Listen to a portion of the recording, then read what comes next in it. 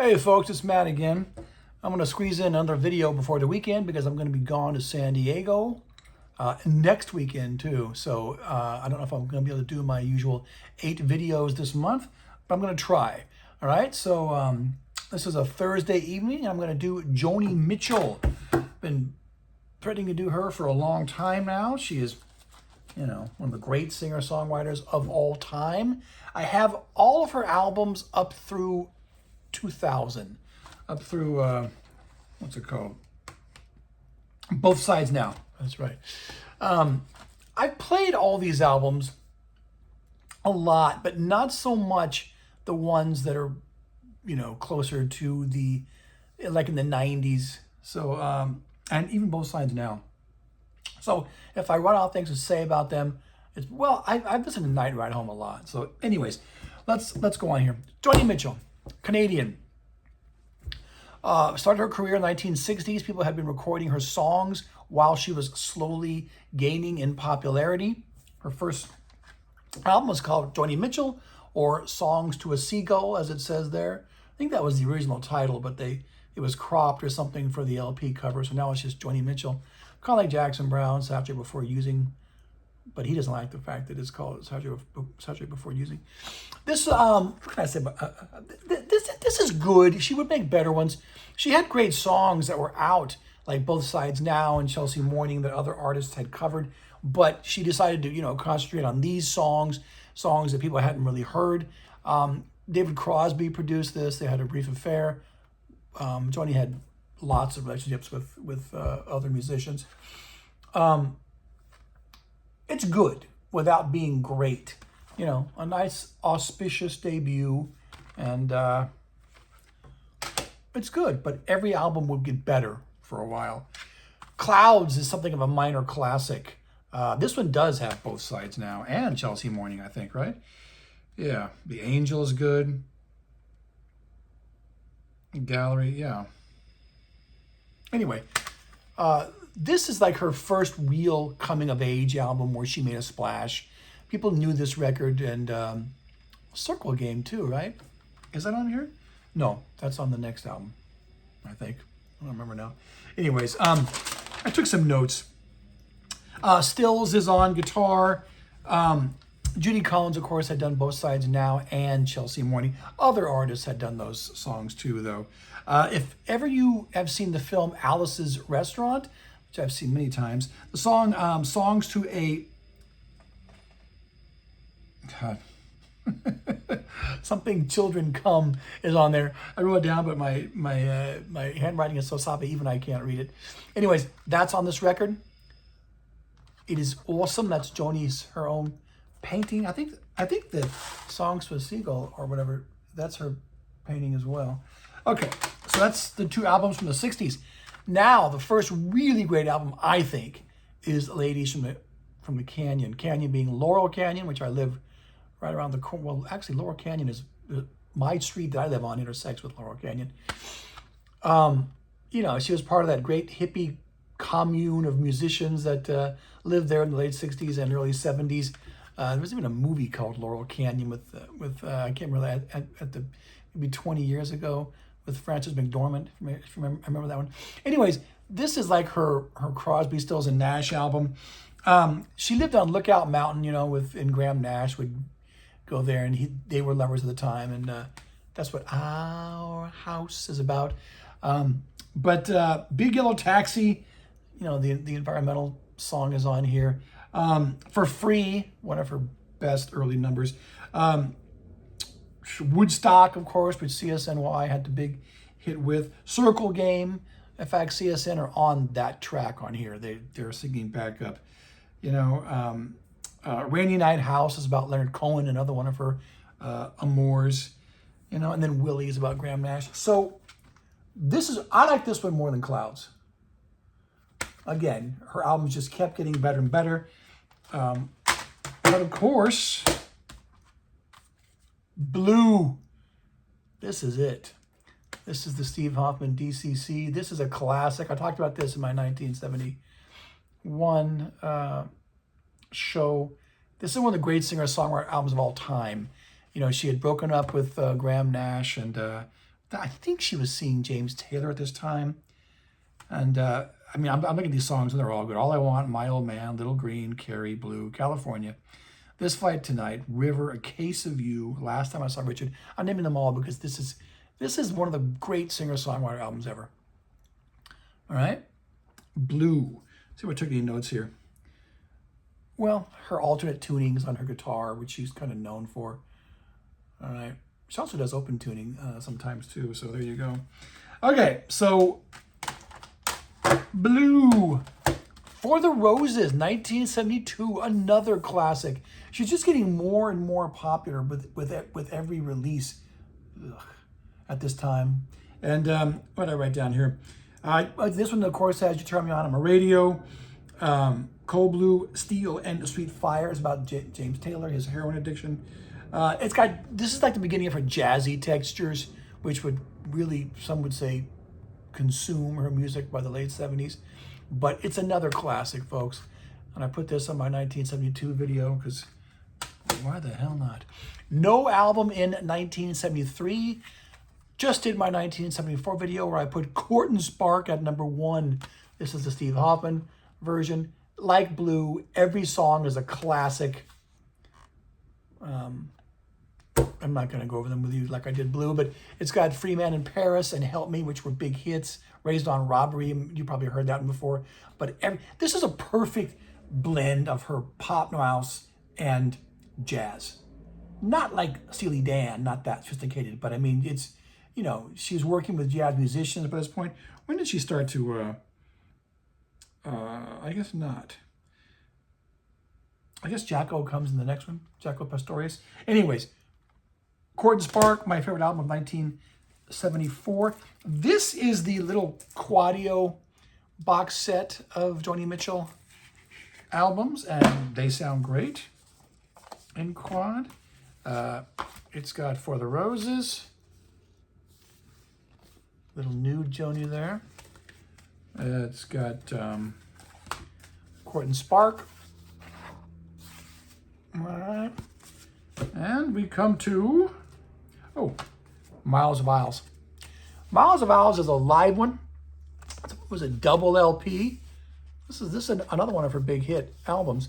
She's working with the LA Express here, which was a band that was already formed. She did not get them together just for this album. It's half of it is, you know, she's solo guitar or piano. The other half she's playing with the LA Express. And the stuff, it's all good. You know, I like it. It's in this box set in quad. So no problem with that one. And the last one's pretty much a classic too in the box. Hissing of Summer Lawns, 1975. She's really becoming more experimental. Here it's, you know, jazzy, but it's also, hold on, what did I write down? That Jungle Line song is the first song on the album, is the first sampling, I think. I understand. It's got those third world rhythms, those Burundi drums. This was her last top 10 LP, by the way. That's her cover too. Again, she's still painting those LP covers. I love In France They Kiss on Main Street, Edith and the Kingpin, Shadows of Night, and Light, I'm sorry, would be the name of her live album in 1980. So another classic. And then we move on to The Asylum Years. This is another box set, but these are just regular CDs. They're not quad. All right, Hygieia, another classic. It's like her road LP. Now she's working with Jaco Pastorius and, you know, his fretless bass. And what else I got here? Her last top 10 LP. Oh no, that's Hissing of Summer Lawns. Hygieia. This is like her breakup album with John Guerin, who is the drummer in her band, and she's writing some songs about him now. She's working with Jaco Pastorius on his fretless bass. Larry Carlton. Great songs are Coyote, Furry Sings the Blues, about, you know, the bluesman Furry Lewis. Black Crow is good. I love her guitar tunings on this album. This is in many ways the last really classic album, ending a near spotless run of classic LPs from 69 to 76. Hygieia. Now, she starts to get very experimental with Don Juan's Reckless Daughter. This is not the original LP cover. The original LP cover had her in blackface, which, whatever, you can look that up. It's kind of controversial. She saw nothing wrong with that. That was not the only time in her career she had appeared in blackface. I think she identified with African Americans. But it's very esoteric, and it's a double LP, right? It almost kind of like put a halt to the forward momentum of her career. It's not, the more you play it, it's not bad. It's not like, like Stevie Wonder's Journey Through the Secret Life of Plants or anything, but it's not, it takes a while to grow on you. What did I write down here? Dreamland, that's right, Roger McGuinn had covered that before this album even came out on his Cardiff Rose album, and it's a good version. If you can get through Paprika Plains, it's over 16 minutes, you can handle the album. Like I said on my video for Van der Graaf Generator, if understanding or appreciating Van der Graaf is all about whether you can handle Peter Handel or not. If you want to get into this album, it's all about can you get into Paprika Plains, because it's the longest song on the album. But if you could, it's also indicative of how the album sounds. And let's see, she does Goodbye Pork Pie. Oh no, that's Mingus. That's it. I mean, that's not much to say about this. I haven't played it a whole lot in my life, but every time I do, it sounds better than the previous time. And that also goes for Mingus in 1979. She's working with Charles Mingus, who had written music specifically for her to write lyrics to. She actually used a few of those tracks on here. This is another very kind of esoteric, jazzy album. These two albums are just, they're not going to have hit songs or popular songs that you're going to hear on the radio. I don't even know which one I like better. Who was on Mingus? Okay, this is the one where she does Goodbye. She writes lyrics to Goodbye Pork Pie Hat. Herbie Hancock's on here. Wayne Shorter, of course, Jocko, who would work with her a lot. I'd rather hear a Charles Mingus album. I'd rather hear a Joni Mitchell album besides this one. But these are not bad albums. They're just, she's an artist. She was able to do what she wanted to do. And when these albums kind of, like I said, put the skids on her career, she kind of shaped up, which I'll show you in the 80s. Okay, Shadows and Light. This was the live album. It came out in 1980, double LP, just like Miles of Isles. From her 1979 summer tour for Mingus. She does, mostly material from the last few albums. I like it. I don't know if I like it more than Miles of Isles, but some of the songs I think are actually better. What did I write down here? Okay, this is in Santa Barbara. It was recorded, so right around the corner from LA. It's got Michael Brecker on here, Jocko again. Pat Metheny is playing. And I like the up-tempo material, I think, more than the slower songs. But that's probably true from what I would appreciate in most live albums. Some would say this ends her great period. But I don't know about that, because I'll show you something I rather like. Okay, this is these are the 4 Geffen albums, all right? This is Joni Mitchell, the complete Geffen recordings. She recorded with him on his label from 82 to 91. And the first one, they're out of order here. Wild Things Run Fast. I like this album. I thought this was kind of, if not a return to form, it was her best album, I thought, since Hygieia. It's an 80s album. She's going in a more commercial kind of pop direction. It sounds like an early 80s album, but I like it. She does the Elvis cover, You're So Square, Baby I Don't Care, which anytime someone does an Elvis cover is okay with me. She was working with Larry Klein, who was her husband, co-producer on these albums, bass player. I like it. It may not have any classic Mitchell songs, but I I guess that's her painting of herself. I forgot to look that up. But it's good. Unfortunately, the next two, Dog Eat Dog. This one came out in '85. This is her, I don't know, synth pop album. She doesn't even play guitar on this record. Many people feel this is her worst record. It could be. It's not unlistenable, but it's just, this is one of the ones I've rarely played. All right? I've rarely played this. Thomas Dolby produced it, but they're not supposed to have gotten along, so, whatever. Okay, so less said about that one. The better, I think a little bit better is, oh, don't tell me I lost it. There it is. Chalk Mark in a Rainstorm. This came out in '88. Okay, definitely not a painting there.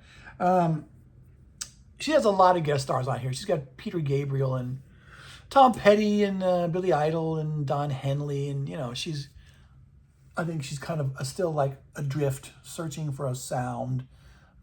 It's still lots of kind of jazzy synths or something on here, but I think it's a bit better than Dog Eat Dog.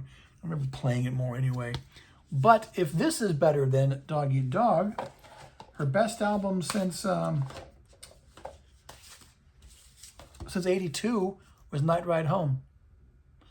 Now, my girlfriend at the time, when they were married, played this album, nothing in the back, all the time. So I quite got to know this album. I like everything on here. I thought this was a fine return to form. Unfortunately, she just wasn't making albums this good enough. She made one album, in one studio album in the '80s that I really liked, and this one in the '90s. I'm going to say this is my favorite Joni Mitchell album of the '90s as well. It's, from the first song on, it's just really good. And it kind of slightly has that Hygieia kind of sound to the guitars. Is this her best album since Hygieia? Might be. This one or While Things Run Fast. Depends upon your point of view. And she leaves the Geffen label. Okay? Turbulent Indigo. What is this? '94. Some people think this is even better than Night Ride Home. Didn't it win a Grammy or something like that? If memory serves. I don't remember too many of the songs on here. This one does have Not to Blame, which she wrote about Jackson Browne or beating up on women or something, which I thought was kind of tasteless. But the rest of the album is pretty good. And if I don't think it's as good as Night Ride Home, it's just because I didn't play this enough in the '90s. But that's her imitation of Van Gogh or whatever. That's her another one of her paintings. Okay, Taming the Tiger. That's '98. All right, I was living in LA at the time, and this was the first one. This is when she was still releasing albums on a semi-regular basis. For the longest time, they thought this would be her last album of new material, but it wasn't. She recorded another album later on, 2007, I think. Is this one better than Turbulent Indigo? Maybe not, but it's not bad. I mean, by this point, you know what you're getting with a Joni Mitchell album. She's not searching for new types of music anymore. She's firmly in, Joni territory, jazzy Joni territory, whatever you want to call it. And she's making, Joni Mitchell music, which I like. Same thing Bob Dylan was doing. Now, Bob Dylan had released a great album in '97. She wouldn't have a return to form like that. But how many artists who had been recording since the '60s can you expect that of anyway? This is better than any Crosby, Stills, or Nash album from the '90s. So there you are, Taming the Tiger. And the last one I'm going to show you, Both Sides Now, 2000. This is an album of standards with like an orchestra. It's like a Sinatra type of album, all right? And she takes two of her older numbers, Both Sides Now. Oh, God, I can't. I can't read it. Is it a case of you? And she does them in that style. Now, it's ostensibly like a concept LP because she chose these songs. It's like it shows the demise of a relationship, or the starting a relationship and then the demise. You know, something we've all been through. I like the sound of this one. I actually played this one more than I played the last two. So even though it's only has no new Mitchell material, because the two songs of hers on here she'd already recorded, of course. But I like this album. I like how it feels. Like I said, this is her Sinatra album, but with a concept. So that's it for Joni at 68 through 2000. 20-minute video, that's fine. One of my favorite songwriters. Even a marginal Mitchell album like Dog Eat Dog is still listenable. You know, yeah, I'm going to say it's probably better than the worst Bob Dylan album, but I'd have to think about that. Anyways, this is Matt signing off. Until next time.